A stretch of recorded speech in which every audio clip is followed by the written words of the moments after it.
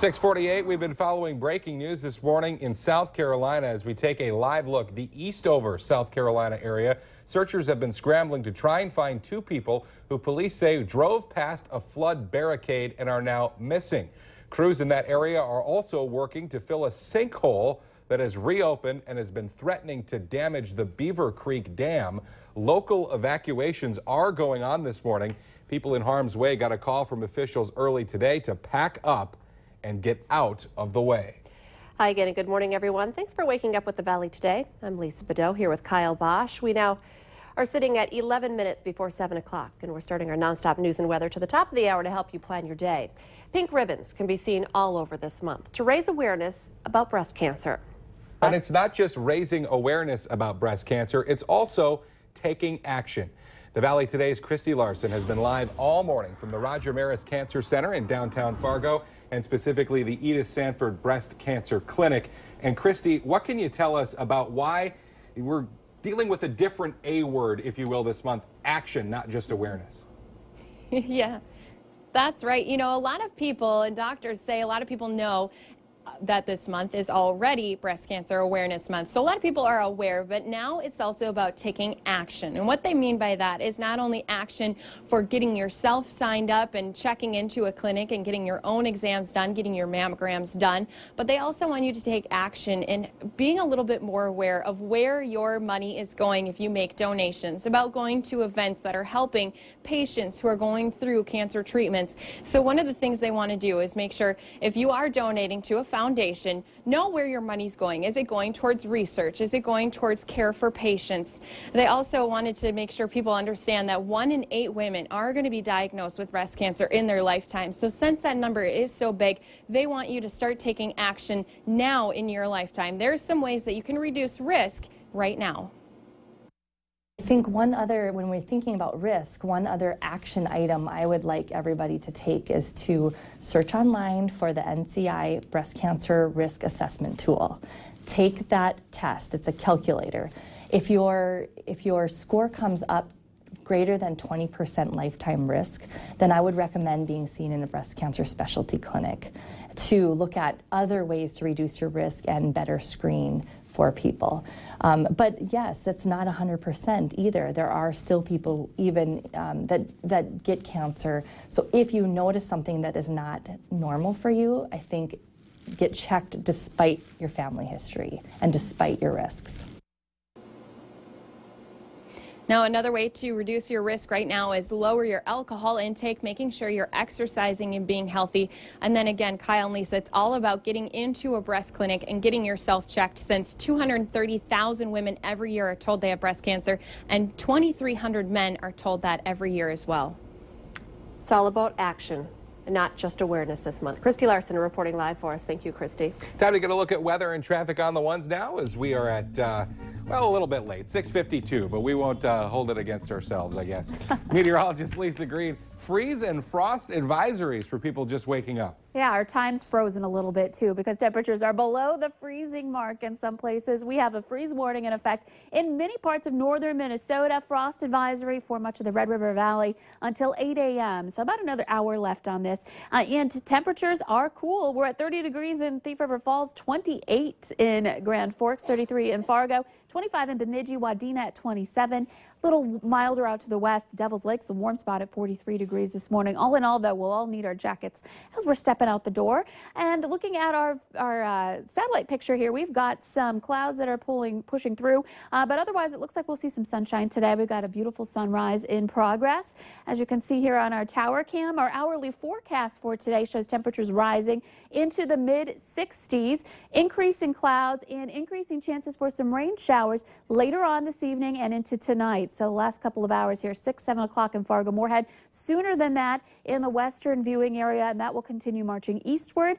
In addition to that, the wind will be picking up too. We'll be seeing that wind gusting out of the southeast into the 20s and 30s with steady speeds in the teens for today and this afternoon. Rain totals, once this system rolls through, not very heavy, but there are a couple of pockets where we may see a little over a half an inch of rain, especially onto the Minnesota side of the Red River. Looking at our forecast for today, we've got 64 degrees in Fargo. Tomorrow, even cooler in the wake of this system, 58.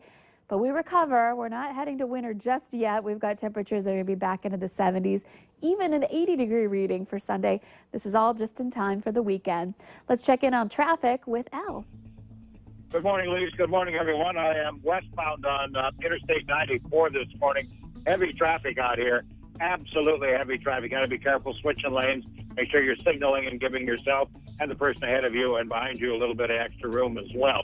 Reminder for you, we still have that stalled car westbound Interstate 94 at the 45th Street ramp. It's right at the intersection of the ramp and I-94. It's in a terrible spot. No lights, no flashers, nothing. It's very dark, so make sure you're looking out for that. I-29 traffic pretty thick as well. Travel speeds out here in the Metro Interstate Loop are generally around 60 with an occasional 70 thrown in just for entertainment factor. That's our traffic report this morning. Al, Ahmed Valley Today traffic. 6:54. Well, on cool mornings like this, for most people, all you have to do to keep the house warm is turn up the thermostat. But for some renters in the valley, that is not an option. In a post on our Facebook page, a viewer says that her landlord is refusing to turn on the heat in the building because she is the only person to complain about it so far. During the day, she says it's not a problem, but when the sun goes down, temperatures fall, and that's when she starts reaching for the thermostat. She wants to know if her landlord can get into trouble for not turning on the heat in her building.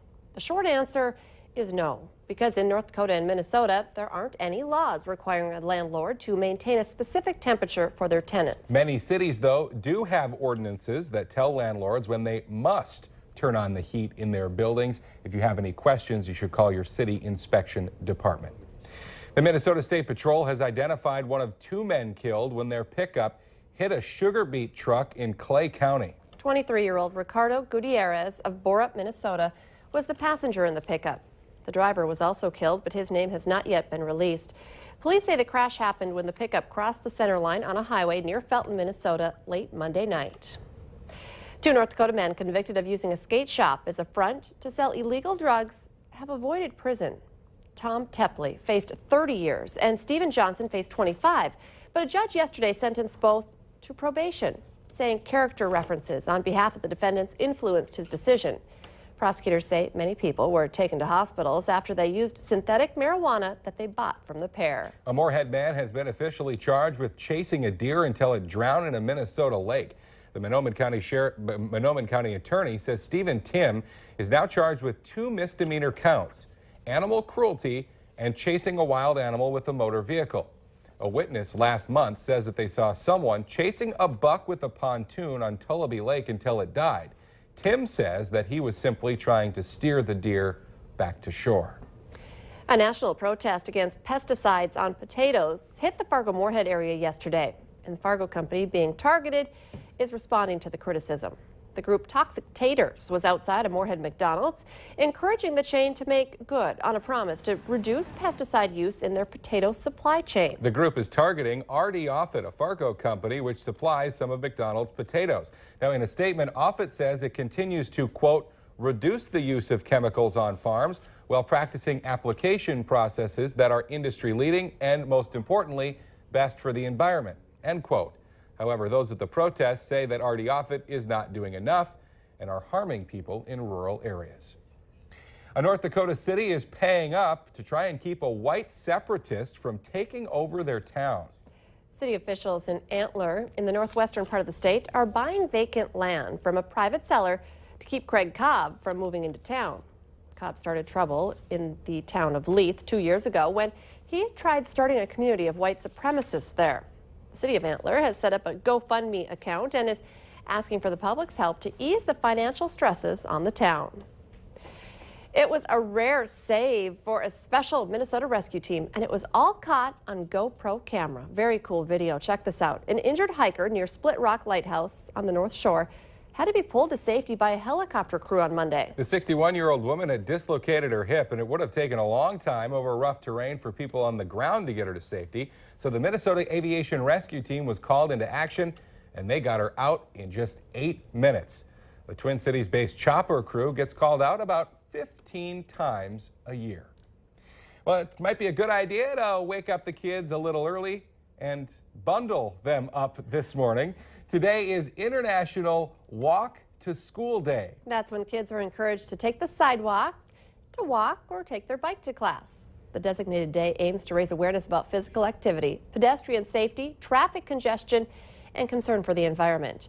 As with any other day of the year, drivers are asked to be on the lookout for kids who are walking and biking to class today. Let's get our answer now to our question of the morning on Facebook. 68% of men feel this gives them more personality. The answer, having a goatee. I could see that. Yeah. You can take part in our Valley News Live question of the morning by going to our Valley News Live Facebook page every Monday through Friday morning. Well, speaking of that, if the kids are taking part in Walk to School Day, we mentioned bundle up this morning, but they also might need an umbrella for the way home. Yes, it's kind of a big transition between the two events that are going on this morning. As you're walking in, you'll need the coat. As you're leaving, yeah, there are some places that are going to be dealing with some scattered rain and even thunder showers. That's most likely west, but that continues east tonight. So rain on the way, not a lot, ½ inch or less, and then things start to quiet down by the time we get to Thursday morning. Great weekend ahead, as we mentioned before. Looking forward to that. Thanks for waking up with the Valley today. More local news and weather right here in just 25 minutes. Have a great Wednesday, everybody. We'll see you tomorrow. Forgot my clicker.